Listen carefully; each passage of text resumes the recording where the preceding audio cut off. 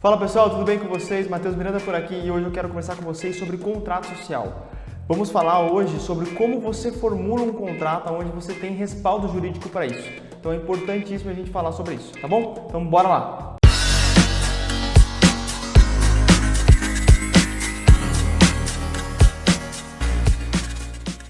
Pessoal, antes de você formular um contrato, é importante você saber o tipo jurídico. Gabriel, o que é tipo jurídico? Não responda.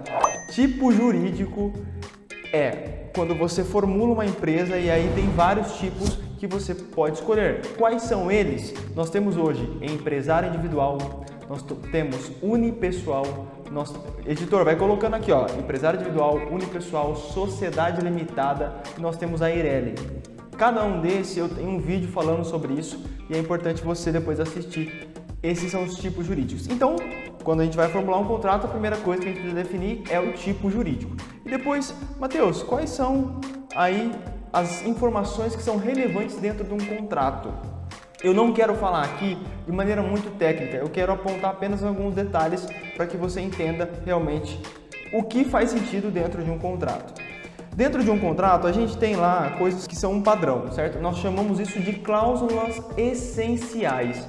As cláusulas essenciais são cláusulas, ou seja, contrato, informações dentro do contrato, onde são obrigatórias pela junta comercial. Ou seja, precisa seguir esse princípio para poder protocolar na junta comercial. No entanto, a quantidade de cláusulas são mínimas. É o básico do básico, ou seja, tem informações ali que nós podemos colocar de maneira adicional. Então eu quero elencar aqui algumas coisas que são importantes dentro da empresa. A primeira coisa, e aí, editor, me ajuda aqui, coloca aqui, ó, é o que? É você colocar a distribuição de lucro de maneira desproporcional. Porque dependendo da forma como você está atuando dentro da sua empresa, certo? Você pode em algum momento distribuir mais lucro para um sócio ou para outro sócio, justamente para comprovar a aquisição de um bem. Vamos lá, Gabriel, eu e você temos uma sociedade. Aí eu e o Gabriel temos uma sociedade e nós fomos lá e temos 100 mil de distribuição de lucro. O Gabriel foi lá e comprou uma casa, certo? E aí, essa casa, ele precisa comprovar que esse dinheiro veio de algum lugar. Como que nós fazemos? Nós distribuímos de maneira desproporcional. Por exemplo, eu poderia fazer 60 mil para ele e 40 mil para mim, mesmo sendo 50-50. O Gabriel disse que prefere 80. Bobo ele, né? Então, a primeira coisa é desproporcionalidade na questão da distribuição de lucro. Isso é importantíssimo dentro do contrato social. Bom, aí a gente segue lá, ó, aí a gente tem a questão da continuidade da sociedade. Eu vi um caso esses dias de um influente na internet, que ele é influente, tudo, e o pai dele infelizmente faleceu.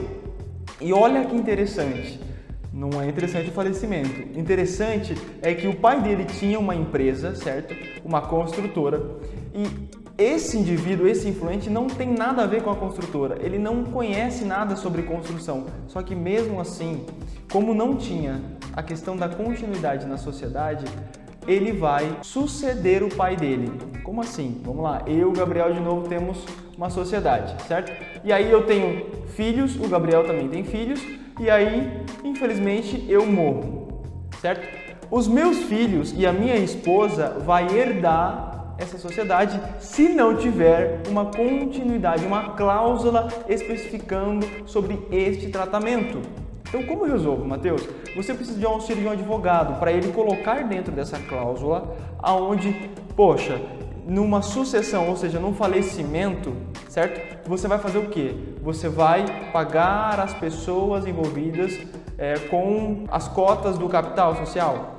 Mas como assim? Não estou entendendo. Tá, você vai estipular um valor que caso aconteça uma morte nessa continuidade da empresa, porque a empresa precisa continuar, você vai pagar esses herdeiros, certo? E aí você vai continuar na sociedade. Por quê? Porque geralmente uma sociedade ela é criada pela expertise dos sócios. Então, por exemplo, aqui na Graph, ó, eu sou especialista na área contábil e tributária. O Gabriel aqui, ele é especialista na área de departamento pessoal. O Ricardo, especialista na área financeira. Ou seja, nós juntamos as forças, os nossos ideais e formamos uma empresa. Isso é importante. Por quê? Porque se o Gabriel chega a falecer, como que fica a questão dessa sociedade? Será que o filho dele vai dar continuidade nessa expertise? Às vezes não. Então, por isso que é importante ter uma cláusula nessa questão da continuidade da empresa, certo? Outra coisa importante, imagina que você está caminhando dentro da empresa, junto com o seu sócio, vocês têm uma sintonia e de repente não faz mais sentido vocês continuarem juntos. Matheus, como que eu procedo em relação a isso? Você vai proceder da seguinte forma: dentro do contrato social, você vai colocar uma solução, nós chamamos de soluções controversas, onde você vai determinar ali, diante de uma crise dentro da empresa, como vocês vão resolver isso. Por quê?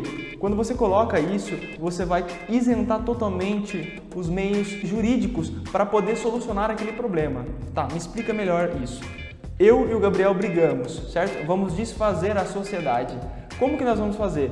Nós vamos buscar dentro da cláusula dessa solução de controvérsia, onde vai estar lá definido diante de uma situação de controvérsia como que nós vamos agir. Ou seja, já está estipulado dentro do contrato e esse contrato vai ser entre eu e o Gabriel. Ou seja, nós não vamos precisar recorrer ao meio jurídico, ao meio contencioso para poder resolver essa questão. Outra coisa importante e o último item, olha que interessante, a legislação fala que nós somos obrigados a fazer o recolhimento do INSS dos sócios que participam da empresa. Ou seja, se você tem uma sociedade e você exerce uma atividade na sociedade, você é obrigado a recolher o INSS, certo? Mas todos os sócios são obrigados? Mesmo os que não estão dentro da atividade operacional da empresa? Não são obrigados. Apenas os sócios que estão exercendo alguma atividade, que nós chamamos de prolabore. É importante definir também, de maneira muito conceitual, a questão do prolabore. Por quê? Porque um prolabore alto gera um custo fixo alto, certo? Hoje o prolabore de um sócio, Gabriel, é 11%, né? Que se paga. 11% de INSS se for uma empresa tributada dentro do Simples Nacional. Se for uma empresa do lucro presumido, do lucro real, é 11% mais 20% patronal e mais RAT, e entre outros aí. Às vezes dá até 25%, né, Gabriel? Chega até 27,5%. Por que eu estou falando isso? Porque às vezes, se você está constituindo uma empresa, é bom você dar uma reduzida na questão do prolabore. O que você ia falar, Gabriel? Sem contar o imposto de renda, que é o IR retido na fonte quando você tem um prolabore alto, tá bom? Então reduzir o prolabore nesse momento é importante. Eu quis trazer aqui de uma maneira muito didática. Nós temos um conteúdo aqui que você tem todo lá o passo a passo, que você precisa colocar a sede, o objetivo da empresa, qual que é o valor de capital social. E aí eu vou falar sobre mais um. Eu tinha falado o último, mas eu vou deixar esse extra aqui, que é a relação do capital social. Olha só. Quando nós constituímos uma empresa, nós precisamos de um capital para a constituição dessa empresa, certo? Ou seja, é um montante necessário para você abrir a empresa, para você comprar um equipamento, para você ter um capital de giro. Olha que interessante. Se eu, o Gabriel e mais 2 pessoas abrimos uma empresa, certo? E aí, eu, o Gabriel, fazemos a integralização. O que é a integralização? Nós pegamos o dinheiro nosso, pensar que nós colocamos ali 40 mil, 10 mil cada sócio vai ter que depositar na conta da empresa. Cada sócio precisa tirar da conta da pessoa física e colocar na pessoa jurídica, falando sobre a questão do capital social. Bom, e se eu deposito os 10 mil, o Gabriel deposita os 10 mil e os nossos 2 outros sócios não depositam os 10 mil? Nós chamamos eles de sócio remisso. O que acontece? Coloco o vídeo aqui, sobre a questão da constituição de empresa e o tipo jurídico da empresa. Eu falei sobre isso, a importância disso. O fato é, se por exemplo, se o sócio ele não fez a integralização do capital, ele pode, certo? Ele pode responder de maneira integral com os seus bens pessoais. E outra, nós aqui que integralizamos somos responsáveis pelo capital que ele não integralizou. Então, olha a importância da constituição de uma empresa, todos os sócios integralizarem o capital social. E Matheus, como que eu defino o capital social? Qual que é o montante necessário? O montante necessário vai depender do tanto que de fato você vai colocar. Se você colocar 100 mil, você precisa estar ciente de que você vai precisar de 100 mil para colocar no caixa da empresa. Se você não tem os 100 mil, não coloque, porque depois nós podemos ir alterando esse capital social com o tempo, beleza? Espero que você tenha gostado, espero que você realmente depois compartilhe esse vídeo, dê um like aí, é importante para o nosso crescimento aqui. Tchau, pessoal!